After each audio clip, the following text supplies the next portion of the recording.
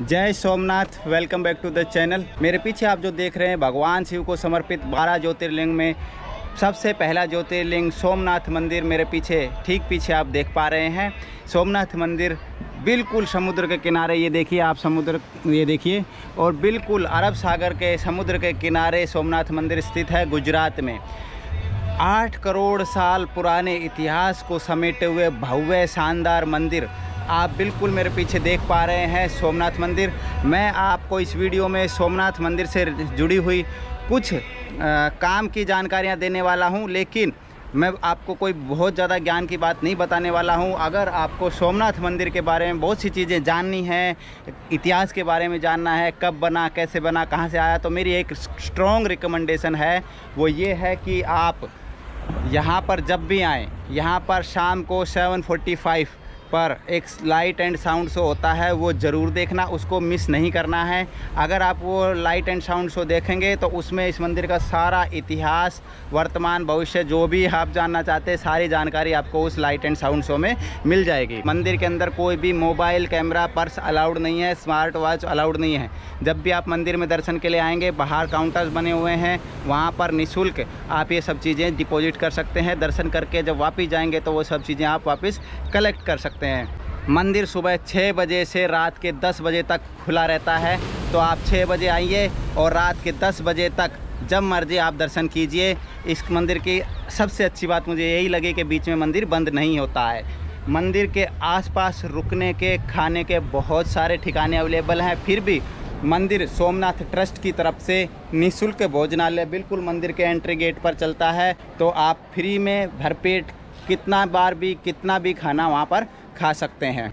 अब मैं आपको एक आश्चर्यजनक तथ्य और बता देता हूँ लगे हाथ। ये जो आप मेरे पीछे ब्लू कलर का ये सब देख रहे हैं, ये एक ग्लोब बना हुआ है, जो हमारे धरती है उसका मतलब स्ट्रक्चर बना हुआ है, और उस पर एक मैप बना हुआ है, और साथ में इस खंबे पर नीचे लिखा हुआ है कि यहाँ से, इस पॉइंट से लेकर और दक्षिणी ध्रुव तक जब आप जाएंगे तो पूरे रास्ते में ज़मीन का एक भी टुकड़ा नहीं आएगा, पूरे रास्ते सिर्फ और सिर्फ समुद्र है। हज़ारों साल पहले ये साइन बोर्ड यहाँ पर लगाया गया था, तो ये माना जाता है कि हमारे पूर्वजों को इस चीज़ की कैसे जानकारी थी। इस तरह के बहुत सारे आश्चर्यजनक तथ्य आप मंदिर के अंदर जाकर देख सकते हैं, भगवान का दर्शन कर सकते हैं, भगवान की ब्लेसिंग्स ले सकते हैं। तो सोमनाथ मंदिर के बारे में इतना ही है। आप कुछ और जानना चाहते हैं तो नीचे कमेंट कर दीजिए। जय सोमनाथ, हर हर महादेव का कमेंट कर दीजिए फटाफट। अब हम आज की अगली डेस्टिनेशन पर चल रहे हैं। मैं आपको बताने वाला हूं कि जब आप सोमनाथ आएंगे तो सोमनाथ के सराउंडिंग्स में और क्या क्या चीज़ें देख सकते हैं जो आपके बहुत काम आने वाली हैं। चलिए देखिए, अभी हम खड़े हैं बाणगंगेश्वर। इस जगह को बाणगंगेश्वर कहा जाता है। दक्षिण तट गुजरात का, अरब सागर गुजरात का 1650 किलोमीटर का समुद्र किनारा है। यहाँ पर शिवलिंग है, सामने दिख रही है, जो 6000-7000 साल पुरानी है शिवलिंग। चंद्रेश्वर महादेव, बाणगंगेश्वर महादेव और कपिलेश्वर महादेव, ये सब मंदिर 130 मंदिर थे इस प्रभात क्षेत्र में। इसको प्रभात क्षेत्र भी कहा जाता है।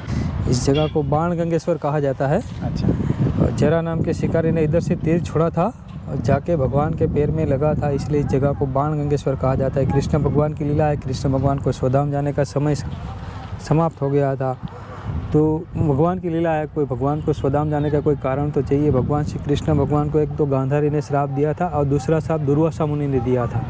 दुर्वासा मुनि जब कृष्ण भगवान को मिलने के लिए द्वारका में गए तो दुर्वासा मुनि एक योगी थे और तपस्वी थे और बहुत गर्म दिमाग के थे। तो कृष्ण भगवान की लीला देखिए स्वधाम जाने के लिए, तो यादवों ने उसकी मजाक कर दी। कृष्ण भगवान का लड़का सामंत करके एक जेंट्स को लेडीज़ का कपड़ा पहना के तांबा का बड़ा सा बर्तन लपेट के, बाबा जी इसको लड़का होगा कि लड़की होगा।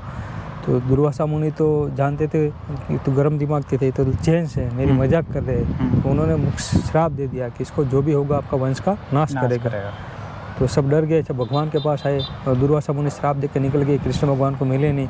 भगवान तो जानते थे उसकी लीला, तो कृष्ण भगवान को बताया ये हो गया। तो भगवान ने बताया कि हम चंद्रवंशी यादवों का नाश निश्चित से, आप ऐसा करो कि जो तांबा का बर्तन आप जो लपेटे थे उसको समुद्र किनारे जाओ, उसको नमकीन पानी में घिस के नष्ट कर दो। तो सब द्वारिका से इधर ये समुद्र किनारे इस अरब सागर में वो तांबा का बर्तन तो घिसने लगे। तो घिसते उसका जो रस निकलता था वो समुद्र में जा रहा था, और उसमें से पेन नाम का पौधा खंजर जैसा, सब आपस में मदिरा पान करके लड़ के समाप्त हो गए। इतना टुकड़ा बचा तो घिसा नहीं जा रहा, तो समुद्र में फेंक दिया। वो मछली खा गया। भगवान श्री कृष्ण भगवान ने तो बताया था पूरा नष्ट कर देना। हाँ। तो वो मछली खा गया। वही मछली जरा नाम का शिकारी यहाँ अपना शिकार ढूंढ रहा था, वो मछली उसके हाथ में आया, तो मछली को काटा तो ये टुकड़ा निकला तांबा का बर्तन का, जो बाकी ये तो मेरा तीर बनने जैसा है। वही तीर से कृष्ण भगवान को मारा था। ये जो मंदिर जो दिख रहे हैं, हम मंदिर के पास खड़े हैं, इस मंदिर का नाम है भालका तीर्थ। और यहाँ मंदिर के अंदर पीपल का पेड़ है, वही टाइम का 5,500 साल पुराना। उसी के नीचे कृष्ण भगवान आराम विश्राम कर रहे थे मंदिर के अंदर। हाँ। अच्छा। कृष्ण भगवान को कृष्ण अवतार का समय भी समाप्त हो गया था। लास्ट में गांधारी ने श्राप दिया था, तो भगवान गोकुल मथुरा वृंदावन छोड़ के यहाँ से 240 किलोमीटर द्वारका बसाई थी राजधानी। वहाँ भगवान ने 100 साल राज किया। जब कृष्ण अवतार का समय समाप्त हो गया तो सोने की द्वारका पानी में डुबा के भगवान स्वधाम जाने के लिए यहाँ चले आए थे कि सोमनाथ कृष्ण भगवान के इष्ट देव थे।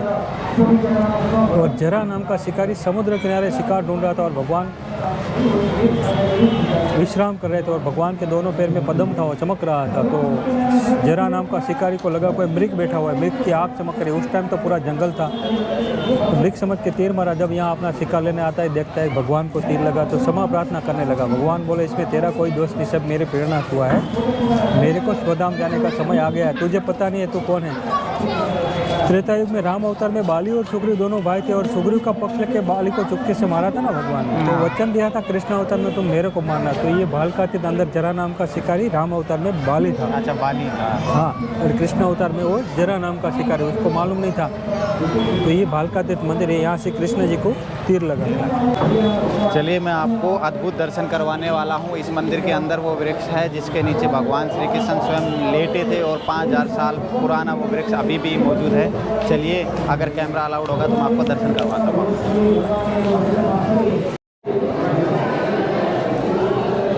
मैं आ गया हूँ मंदिर के अंदर। ये जो वृक्ष देख रहे हैं आप, हरि बोल, जय हो जय हो, साक्षात आप लोग देख लीजिए। प्रणाम कर लीजिए इस वृक्ष को। आप लोगों को की तरफ से प्रणाम कर रहा हूँ। ये देखिए भगवान स्वयं यहाँ पर लेटे हुए हैं अद्भुत अवस्था में। ये देखिए पैर इन्होंने देखिए ऐसे किया हुआ ऊपर, और यहाँ पर इन्होंने ऐसे पैर किया। इस पर ही जरा नाम के शिकारी ने तीर लगाया था। ये तीर्थ है, तीर्थ के दर्शन आप लोग कर लीजिए। और यही वो वृक्ष है जहाँ पर भगवान ने अपनी लीलाएं समाप्त की थी। ये सब उनकी लीला। और आप इधर देखेंगे तो ये वो शिकारी है जो प्रणाम की मुद्रा में भगवान के सामने बैठे हुए हैं।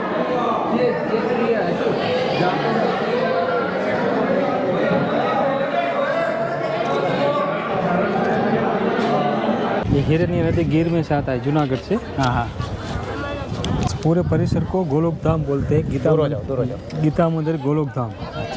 यहाँ भगवान श्री कृष्ण ने अपनी सारी लीला समाप्त कर दी थी। शरीर छोड़ा था भगवान श्री कृष्ण के सामने चरण पादुका है, तो उसको गोलोक धाम बोलते हैं। यहाँ से भगवान अपने निज धाम प्रस्थान कर गए। यहाँ भगवान का अंतिम संस्कार किया था अर्जुन ने, और 5 पांडव हिमालय चले गए। जो आपने गीता मंदिर का दर्शन किया, तो जो भगवत गीता के 18 अध्याय मंदिर के स्तंभ में है, जो कुरुक्षेत्र मैदान में भगवत गीता का पाठन किया था। अक्षय कृष्ण ने अर्जुन को विराट स्वरूप का दर्शन कराया था।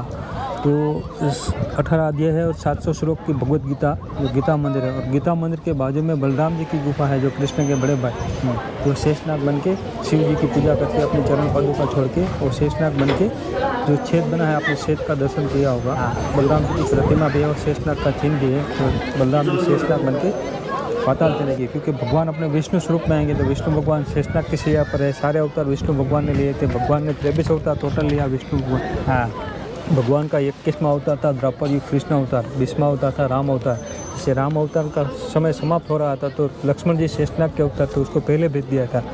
वो शेषनाग बन के सरयू नदी में चले गए थे। और बलराम जी यहाँ से द्रौपदी खत्म हो गया तो पाताल में चले गए। और बाजू में लक्ष्मी नारायण का मंदिर आपने देखा, तो भगवान फिर अपने नारायण स्वरूप में दर्शन दिए थे। अच्छा। इस पूरे क्षेत्र को भालका तीर्थ मंदिर का हमने दर्शन किया, जहाँ पर भगवान कृष्ण जी को जरा नाम के शिकारी ने तीर मार दिया था। तीर लगने के बाद भगवान काफ़ी दिन तक जिंदा रहे। त्रिवेणी संगम में 5 पांडव और कृष्ण भगवान ने अपने परिवार का पिंडदान किया। और ये जगह से भगवान पीछे जो नदी दिख रही है, यहाँ 3 नदियों का संगम है। इनमें से ये हिरण्य नदी है। हिरण्य नदी गिर में से आता है। हिरण, सरस्वती, कपिला 3 नदियों का संगम है। इनमें जो सरस्वती नदी है, सामने जो आश्रम दिख रहा है आपको, हाँ जी, वो आश्रम है यहाँ गुजरात के राम कथाकार मोरारी बाबू, उसके पीछे से दोनों जॉइंट होकर आती है। उसमें जो सरस्वती नदी जो है तो पूरे भारत में 5 जगह पर प्रवाह है उसका। अच्छा, तो सरस्वती नदी जो है वो लुप्त हो जाती है, जहाँ संगम बनता है उधर ही दिखती है। तो जब भगवान श्री कृष्ण का यहाँ अंतिम संस्कार चालू था तो भगवान का हाफ बॉडी नीचे का जल गया, ऊपर का हाफ बॉडी बाकी रह गया। तो समुद्र में तूफान आ गए। यहाँ अरब सागर है, साल में 3-4 बड़े बड़े तूफान आते हैं और ये त्रिवेणी संगम में बाढ़ आ गई। तो भगवान का आधा शरीर बड़ी लकड़ी के साथ ऊपर का भाग यहाँ से समुद्र में साइक्लोन में चला गया और निकला जगन्नाथपुरी। अच्छा, तो पुरी में जो भगवान का हृदय है वो जगन्नाथपुरी में, इसीलिए जगन्नाथपुरी की प्रतिमा लकड़ी की है। हाँ, क्योंकि भगवान का हृदय इसमें आज भी जीवित अभी है। धड़कता है वो। हाँ, तो भगवान का जो जगन्नाथपुरी की आधा हाथ आधा पैर, हाँ, उतनी भगवान की बॉडी यहाँ से चली गई थी। तो उस समय वहाँ पर इंद्रदमन नामक राम का राजा का शासन था। तो उसको सपने में आए भगवान के, मेरा आधा शरीर यहाँ समुद्र किनारे निकला हुआ है, मेरा मंदिर बनाइए। तो वहाँ जगन्नाथपुरी में जो इंद्रदमन राजा ने कृष्ण जी का जो हृदय समुद्र किनारे से निकला और मंदिर बनाया, जगन्नाथपुरी जो मंदिर का निर्माण करवाया उसका, वो मंदिर तो बन गया। उसमें समस्या है उसमें प्रतिमा कौन सी रखे। तो जो देव शिल्पी, जो विश्वकर्मा, जो देवों के जो घर बनाते हैं, वो पंडित का रूप लेके आया कि प्रतिमा मैं बनाऊंगा, मंदिर के द्वार बंद रखना। तो 7 दिन तक मंदिर के द्वार बंद रहे और 7 दिन तक थोड़ा थोड़ा टिक टिक टिक टिक टिक टिक आवाज़ आ रही थी। एक दिन आवाज़ बंद हो गई तो जो वहाँ की जो महारानी थी उन्होंने द्वार खोल दिया। तो जगन्नाथपुरी की जो आधी प्रतिमा वैसे रहेगा। हाँ, हर 12 साल के बाद भगवान का हृदय प्रतिमा में चेंज होता है। पूरी सिटी की बिजली बंद कर देते, हाथ में पट्टी बांध के, हाथ में ग्लोव्स पहन के, जब वहाँ के जो पंडित जी रात को प्रतिमा में चेंज होता है। तो और वो मंदिर है, अजायब भी है, इतना बड़ा मंदिर है वहाँ जगन्नाथपुरी में, वो भी समुद्र किनारे है। उसकी परछाई नहीं है। ऊपर जो चक्र बना है, आप किसी भी दिशा में देखो आपको बिल्कुल सामने दिखेगा। और ऊपर का जो फ्लैग है वो हवा के विरुद्ध दिशा में लहराता है। और वहाँ पर प्रसाद जो बनता है 60 हंडी में बनता है, मिट्टी की हंडी। तो सबसे पहले जो ऊपर की हंडी होती है उसमें प्रसाद पकता है। तो जगन्नाथपुरी मंदिर में आप जाओ तो वहाँ समुद्र की लहरें बाहर आवाज़ आएगी, लेकिन मंदिर के अंदर नहीं आएगी। तो ये परिसर है, जगह, ये परिसर को बोलते हैं गोलोक धाम, जहाँ भगवान श्री कृष्ण ने शरीर छोड़ा था। जय श्री कृष्ण।